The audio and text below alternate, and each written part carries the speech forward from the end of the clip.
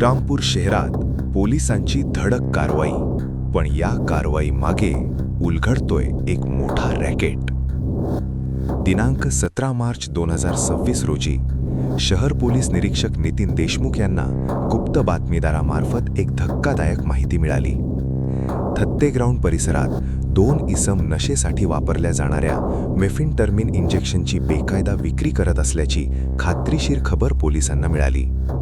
क्षणाचाही विलंब न करता पोलिसांनी परिसरात सापळा रचला आणि दोघांना रंगेहात ताब्यात घेतले। तपासात आरोपींची ओळख अथर्व पाटील आणि गिरीश मुंदडा अशी पटली। त्यांच्या ताब्यातून तब्बल 55 बॉटल मेफिनटर्मिन इंजेक्शन जप्त करण्यात आले, ज्यांची किंमत 20,000 रुपयांपेक्षा अधिक आहे। पण आता या प्रकरणाने घेतलाय एक गंभीर वळण।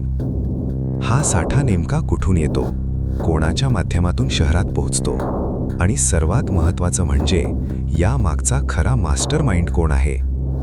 शहरात तरुणांमध्ये वाढणाऱ्या नशेच्या विळख्यामागे नेमकं कोण काम करते?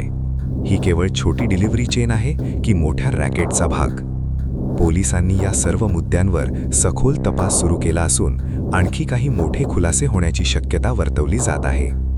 दरम्यान श्रीरामपूर शहर पोलीस ठाण्यात गुन्हा दाखल करण्यात आला असून दोन्ही आरोपींना अटक करण्यात आली आहे। ही कारवाई फक्त सुरुवात आहे। पुढे आणखी मोठे चेहरे समोर येणार का, याकडे सर्वांचं लक्ष लागले आहे। करायचं आहे लाईव्ह कार्यक्रम किंवा आहे कसले आंदोलन, जनसामान्यपर्यंत पोहोचेल आपला हक्काचा आवाज जनतेचा। बातमी व जाहिरातीसाठी संपर्क करा स्क्रीनवर दिलेल्या नंबरवर।